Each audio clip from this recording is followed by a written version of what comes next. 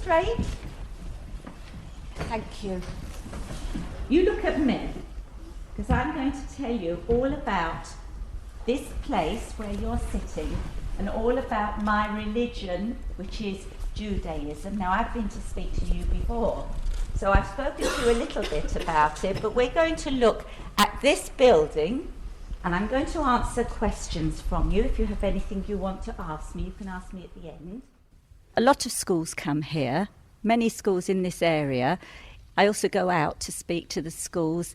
I do assemblies, whole school assemblies, or I speak to classes on specific subjects, but always on Judaism or some aspect of Judaism. There are schools further out the area where there are no Jews. Some of the children have never met a Jewish person. I think some of them think we've got blue ears. We're totally different. They have got no idea what Jewish people are like. When I go to those schools, I really feel that I've achieved something.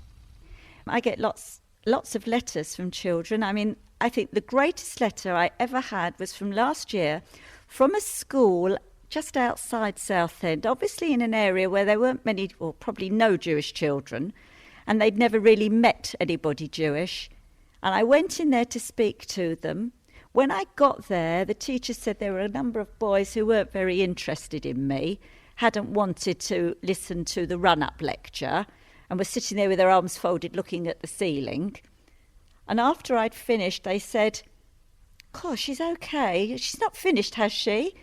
I'd used them as examples to come up and hold things and do things, because I could see they were the naughty boys, and the best way to get them involved is to give them a job to do. And when I got the letters afterwards from the children, as I invariably do, I can imagine this came from one of the naughty boys, because it said, "I never had much to do with this Jew stuff, but you're okay." I don't think I've ever forgotten that. Jews are cool. I've had that written in letter. You're all right. I think some of the things that you follow are a bit peculiar, but if you enjoy it, that's up to you. I've had that sent to me. Because I'm going to tell you all about this place where you're sitting and all about my religion. And you're going to find out all about this special building called a synagogue. Now, synagogue is a Greek word. It doesn't mean a praying place, which seems strange, really. It means a meeting place. And it takes the place of a very special building, which was in the Holy Land in Jerusalem, called the Temple. And people used to come from all over the Holy Land to go to the temple to pray. And they used to go there to meet friends, and they used to go there to see the high priest. It wasn't just a praying place. And that really is like this place. We come here to mix with other Jewish people. And if you have problems, there is always somebody to go to for help. So being part of this Jewish community is more than just having somewhere to come to pray to God. I suppose it is in effect bricks and mortar, but it's more than just that. It's not just a building, it has a feeling to it, and the people in it are not just people. A lot of Jewish people have heard about Southend anyway, because we're quite an important community. We're not in a backwater. We're quite a large community, and we're very, very active. There are some people who are very actively involved in the Jewish community, and they're actively involved in Southend life as well. We have people who are on Southend Council. We've had Jewish mayors. You can be part of the Jewish community, and you can be a Southender quite easily. Daddy is Abba. And the word for hello is Shalom. Oh, you all remember? Shalom. Well, you clever lot. When you go home tonight, you can say to Dad, Shalom, Abba. Shalom, Abba. And you can say to Mum, Shalom, Ima. Shalom, Ima. And you've got any men teachers at school? Yep. Right, well you can get some poor unsuspecting man teacher and you can say to him, Shalom, More. Shalom, More. And then you can get a lady teacher. Say hello to her, you can say Shalom, Mora. Shalom, Mora. Right, and then if you've got a friend who's a boy, not a boyfriend, a friend boy, you can say to him, Shalom, Chaver. Shalom, Chaver. Oh, that was good, wasn't it? This is my house. Well, actually, as you can see, it's a bungalow, and we're coming to the front door, and if you look on the front door, you'll see this long piece of wood here, which is actually very important to all Jewish houses. It's called a mezuzah, and it has inside it a commandment. It's a blessing, and on every Jewish house there should be one. The top of it should point in towards the house. It's actually saying that God is looking after this house. On the front of the house, it has got Mishpucha Soba, which means family sober. Baruch Habayim, welcome to our house. And my name is Faye Soba, and I live here.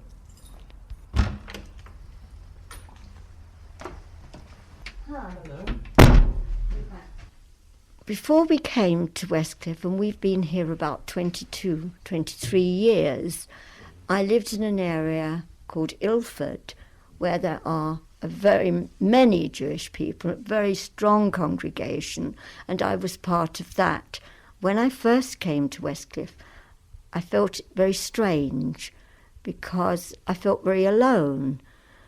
But amazingly, how quickly one acclimatises oneself, and I don't think anybody considers, I hope they don't, considers me as, oh, that Orthodox lady. I think that people they come here and ask, are we doing the right thing? Or perhaps their children will say, Mum, you don't do so-and-so in our house, and this is the way we're taught at classes, Hebrew classes. And so they'll come to me and they'll say, how can I change things? And this is happening in Westcliff. So I find it more exciting living here in the fact that we're sort of setting examples.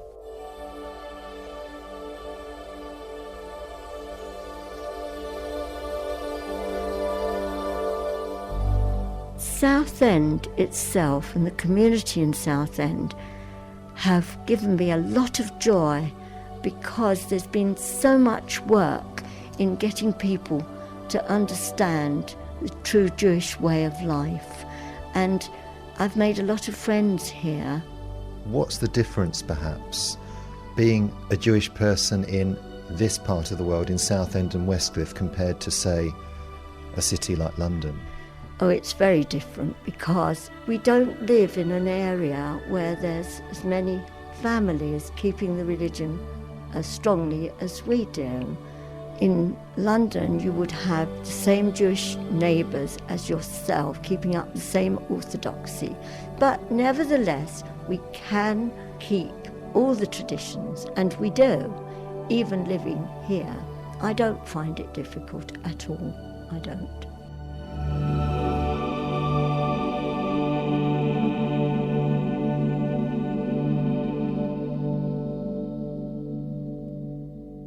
So do you have an attachment to Southend, or is that just the place that you live? No, I think my sense of place is with being in this town.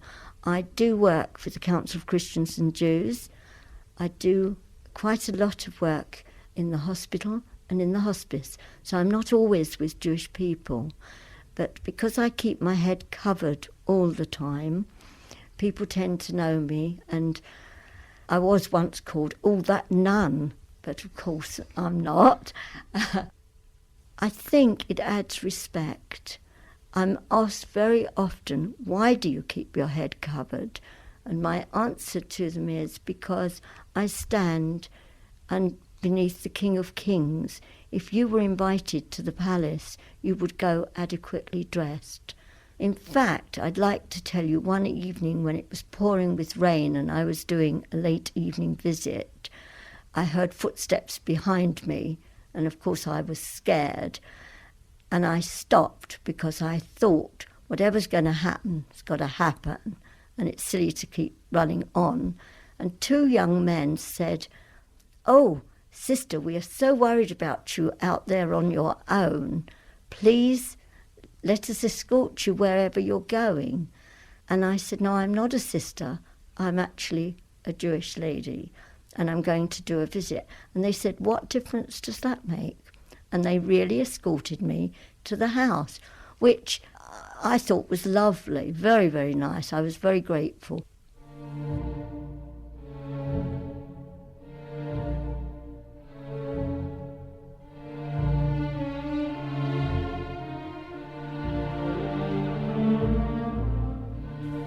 His name was Alan, and Alan had a university place, and it was his choice to go to Israel and take that year off, that gap year.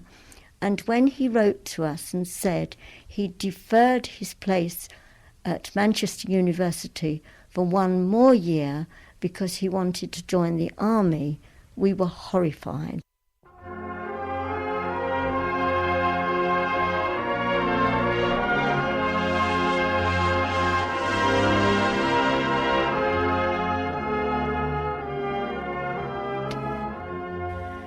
Israel has always been a place my husband and I would have loved to live or move to.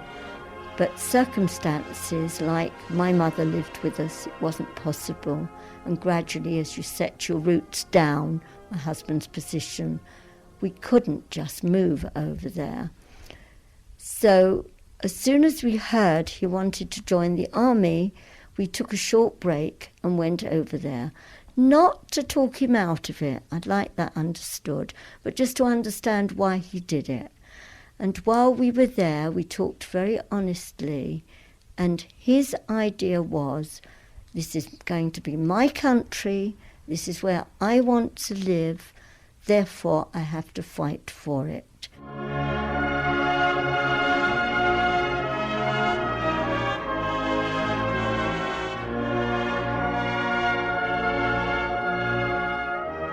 He actually did 18 months in the army. We did not know.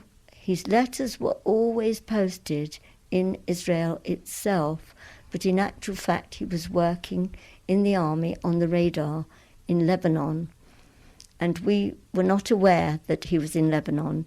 So yes, it was a very, very big shock. And it was 1 month before he would have been released from the army when this accident happened. He took somebody else's place on a radar station and was blown up. The radar lorry was blown up, and he and the driver were both killed. The embassy official came here down to Westcliff to tell us. Of course I was hurt, shocked, I don't know, numb, everything, all these things. But gradually, as we have a service every day after a burial, we had it in my house, and gradually the amount of people that came to commiserate with us gave us a renewal of faith, really. And when I think about his life, what it would have been, one cannot be sure, but I'm sure that he would have made a life in Israel, that we would have had perhaps an extended family over there, and perhaps we would have gone and lived over there in our older years. Now we don't have that. We feel it very strongly, but I would like to say every year on the date of his death, we receive from the Israeli embassy a letter of commiseration, even after all these years.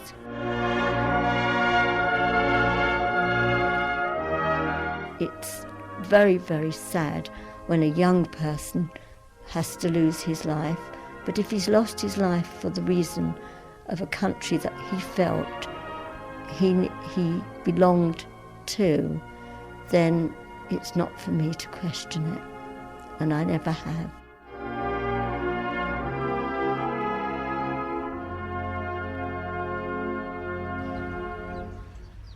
My name is Otto Deutsch, and we're sitting at really my favorite place in Southend. It's just opposite or adjacent to Brittlewell Square, where I also sit sometimes, and we're overlooking the estuary. I can see the pier in the distance. There's no activity today, although I can just see a train going along, but there won't be many people on it. It's absolutely foul weather. And on the other side, of course, I can see Kent, the power station. Not particularly the most romantic of view, but there you are. You can't have it all, but it's a lovely view. I love this place. And in the distance, you can just see the lights of the pier. And every now and again, you can see the train making a lonely journey. I should imagine not many people on that train. And there's going to be a lovely sunset, I can feel, because in the distance, you can just see the redness over Kent.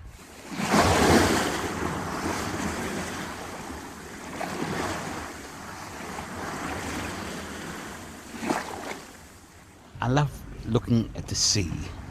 I was very nearly 11 years old before I saw the first glimpse of the sea, and it's been fascinating me ever since. And from this vantage point, I get a clear view of the wide estuary, and it's sheltered here, so I can sit here also, as it is today when it's raining, which I sometimes do, believe it or not. And it's so convenient because the high street is literally 5 minutes walk away. Plenty places where you can grab a quick cup of tea, and it is within walking distance of the Cliff Pavilion. So what I can do is to sit here and then decide to stretch my legs, have a walk up to the cliffs, have a coffee and walk back again. To me, this is absolute heaven. To me, I don't ask for any other place but this.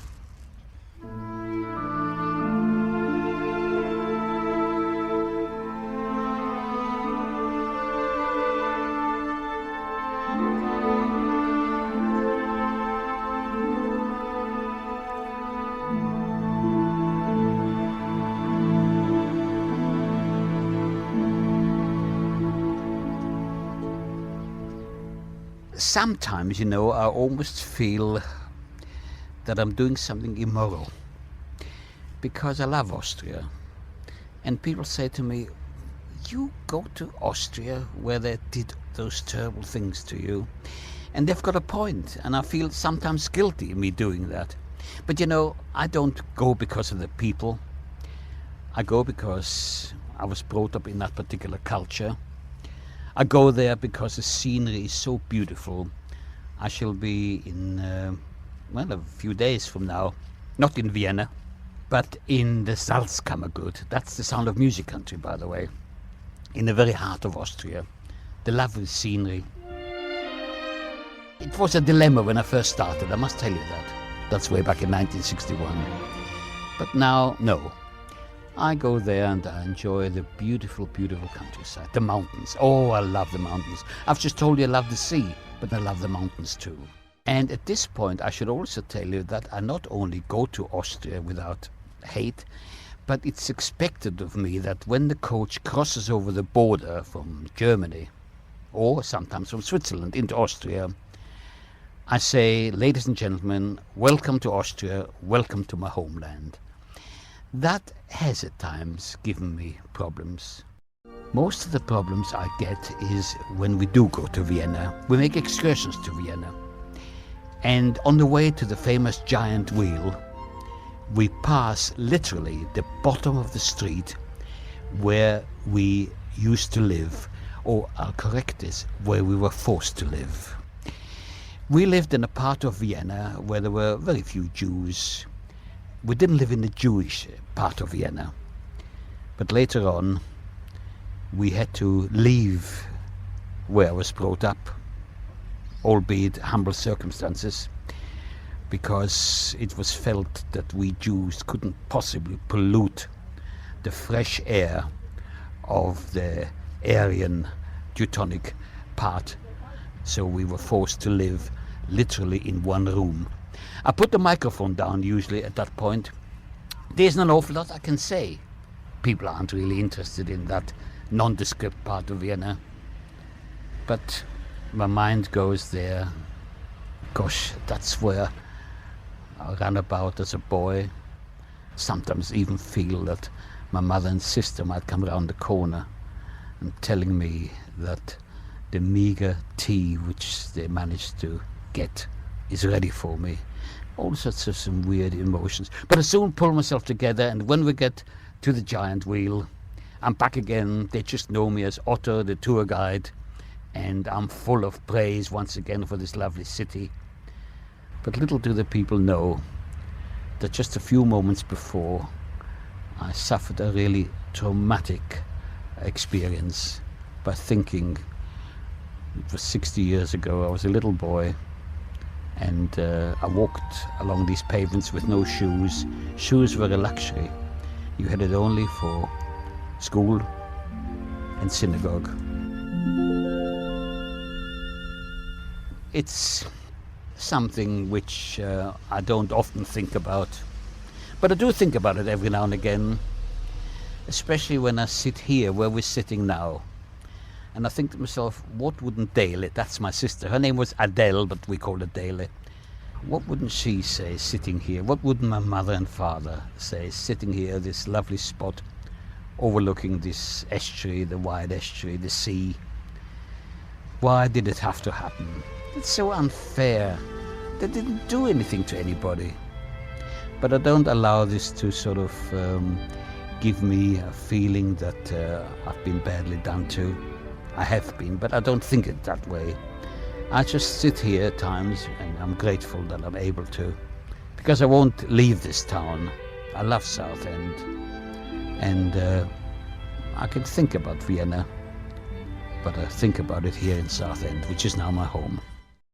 Do you know, it was sheer coincidence. Honestly, I laugh about that. I came here to walk along the seafront. I knew about Southend many times when I lived in London. I lived in a dingy little room. And in those days, in 1972, it was so difficult to buy something reasonable. But nevertheless, while I was in Southend, I just thought I'd test the market, as it were. I got off at Westcliff, by the way. I knew there were a lot of estate agents in Westcliff, in Hamlet Court Road. And in those days, estate agents used to close Saturday afternoons. And so I thought to myself, well, this is the last one, and afterwards I'll just walk down to Shoebury. And as I walked in, the young lady was just about leaving. She had a coat on. And I said to her in a sort of a negative sense, I don't suppose you got a flat for sale? She says, no, sir. Oh, she said, hold on a moment. A lady came in to put her flat for sale just a couple of hours ago. Oh, I've got nothing typed out or anything. Would you like to see it? Well, I saw, I bought, and I've been happy there ever since. I had to do a lot of work on it. It was completely empty, with the exception of a huge armchair. How this elderly lady managed to get that armchair up on the first floor, goodness knows, I'll never know. Because for me to get it out eventually, we had to sew it up, literally, to get it out. She left me that armchair and a Bible and a lovely note saying that hopefully I'll be as happy there as she was with her late husband. Oh yes, I had a bed, an iron bed.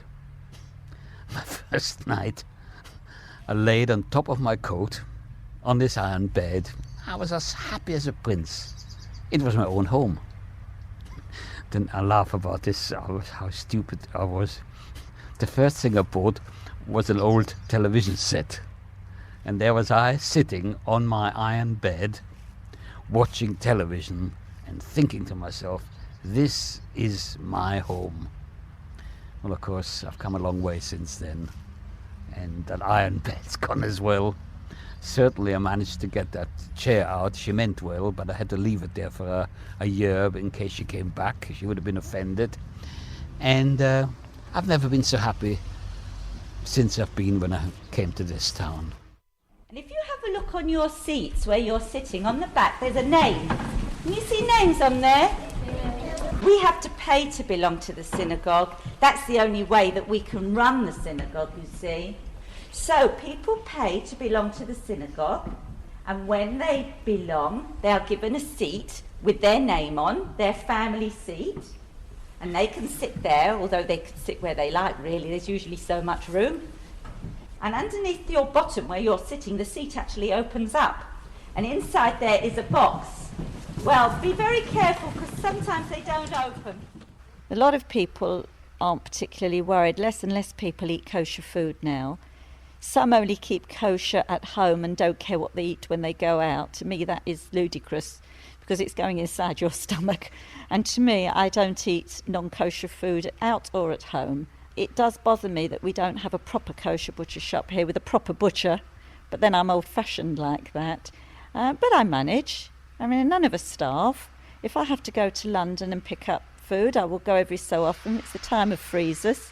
It's not a big issue, although it does annoy me sometimes that this community, which I think had 4 kosher butchers at one time, now can't even manage to keep one going.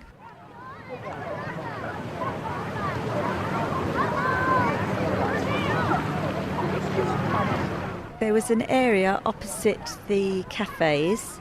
We used to go there after the Sabbath on a Saturday night or on a Sunday before we went to the youth club. All the Jewish kids used to go there. You could always be sure you'd meet somebody, see what the talent was like. People used to come down from London for the day and then they used to stay late so that they could come and see the talent. You could find out everything that was going on. You know, if you're going to look for a future boyfriend or girlfriend, they might be down there. Yes, it is possible that it was Little Jerusalem. It was just somewhere where everybody knew they could get together. There was a hotel off the seafront called Redstone's Hotel, and people used to come down to this kosher hotel and stay for a few days or stay for a week, come to the synagogue, mix with other Jewish people, because they all lived in East London or they'd moved to North London, and people didn't used to go anywhere else, so they used to come down here. And very often I speak to people who will remember that when they were young, they used to come down here with their parents or their grandparents. Now there is an area quite near Ross's on the seafront where I believe a lot of Jewish people from London come and sit there. I spoke to an adult group once and one woman said to me, why do the Jewish people sit there by Ross's and talk to each other? And I said, well, what do you want them to do? I said, if there was a group of non-Jewish people sitting there, would you have something to say about them sitting there and talking to each other? When people look at groups of people on the seafront, what difference does it make what religion they are? If they tend to sit together and have a good old gossip, it really wouldn't matter what age group they are, what colour they are, or what group they are, as long as they're enjoying themselves and not hurting anybody else. Now, listen to me before you go. I might be sorry I've asked you this, but do you actually think I'm sort of quite normal? Yes. Oh, I'm glad you said that. Yes, of course I'm normal. Of course I'm normal. I pray to the same God. I pray in a different way. But believe me, if I'm not well, I go to the doctor, and I'm a mum, and I have to go to work. I'm just the same as your mum or your friends or anything else. When you grow up, you will go to another school, you might go on to college, you'll go to work, you will mix with people of different religions who may have a different colour. Never laugh at them, but always respect them, and they will respect you. Will you remember that? Yes. Now, I'm sure you're all very polite children, so you're going to say thank you to me. So if you say thank you to me, I'll say you're welcome. So you can say to me, Toda, Mrs. Greenstein. Toda, Mrs. Greenstein. And I'll say to you, Bavakasha Yeladim. You're welcome. Thank you very much indeed. You've been very, very good.